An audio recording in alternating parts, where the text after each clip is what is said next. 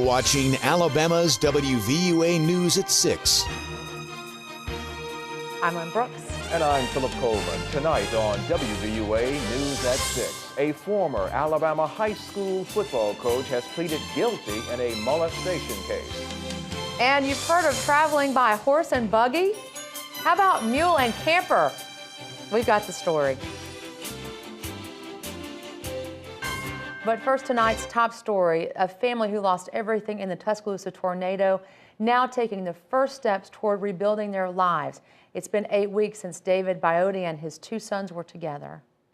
Biote's wife, Jennifer, was killed in the storm. Now the family is moving into a new home and trying to restart their lives. WVUA's Matt McCoy has more.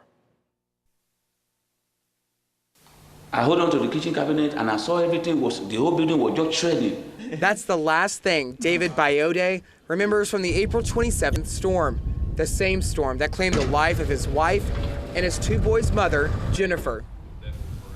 The greatest loss is my wife. That's the only thing I can ever forget. It's a big disaster to me for losing that kind of woman.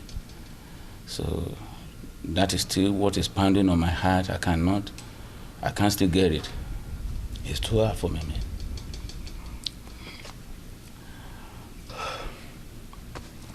It's very hard. I don't know how to take it.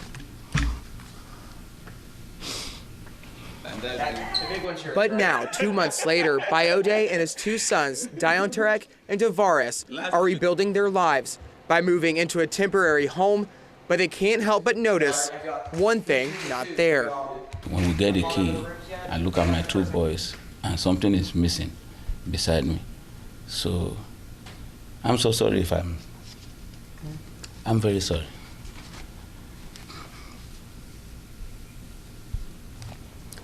After the tornado, Biote spent his nights in a hotel while his 2 boys were at their grandmother's. But today, through the tears, happiness for a union that was 2 months in the making. I was crying, and my body was just looking at me. I said, "Come on, guys, let's go and check our new house." As the Biotes get settled into their new home, they can't help but remember Jennifer and their ambitions to rebuild their home on the spot where they last saw their wife and mother spend the last moments of her life. I'm not going to sell it in the memory of my wife. Reporting in Tuscaloosa, Matt McCoy, WVUA News. And the Biotes are planning to visit the lot where their home is located to lay a flower in memory of Jennifer before heading to spend time with her at her gravesite on the 4th of July. And art enthusiasts are joining together to help raise some money for the Biote family. Harrison Galleries is hosting One Family, One Night Only to raise money for that family. Several local artists are donating their artwork to be sold at half price. One of the pieces is this one. It's called Twister, created by an artist at the University of Alabama. It's said to be worth $2,000.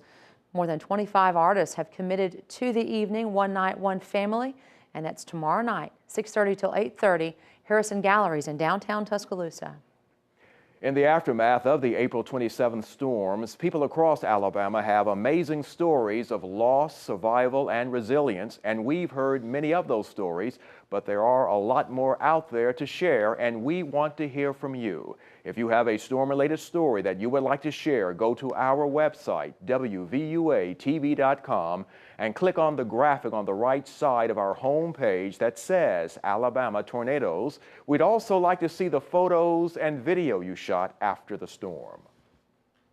Local law enforcement officials are reacting to the state's new immigration law. Governor Bentley signed the law earlier this month, and it gives local law enforcement agencies the right to detain suspected illegal immigrants.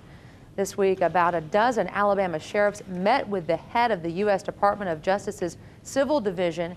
U.S. officials listened to their concerns about enforcing the law. One issue is overcrowding at county jails. Tuscaloosa County Sheriff Ted Sexton told WVUA he will enforce the law unless it is overturned by a higher court. We don't have the ability, unless delegated by federal authorities, to check immigration status. However, we will enforce whatever law the legislature has passed, in this case the immigration law, unless a court of higher jurisdiction overturns it. The new law makes it a crime to transport or harbor illegal immigrants. It also requires employers to verify a new employee's legal resident status. On your home team crime watch, a former high school football coach has pleaded guilty to molestation. Dwight Bowling made the plea today in a Mississippi courtroom. He was the former head coach at Selligent High School. Bowling coached for 28 years in Mississippi before moving to Alabama. Bowling faced 14 counts in Mississippi. They involved teenage boys. Charges included fondling, sexual battery, child exploitation, and bribery. He'll be sentenced at a later date. Alabama's first female Supreme Court Chief Justice has announced she's stepping down. Chief Justice Sue Bell Cobb said today she wants to start a new chapter of her life. In addition to wanting to spend more time with her family, Cobb says she's frustrated with the Alabama court system. Cobb urged Governor Bentley to appoint an experienced trial lawyer in her place. Her resignation takes effect August 1st. The 4th of July is right around the corner, and that brings thousands of people to Tuscaloosa for the celebration on the river in Tuscaloosa. This year marks the first time it will take place at the Tuscaloosa Amphitheater. The amphitheater is joining with Parks and Recreation as well as other sponsors in the community.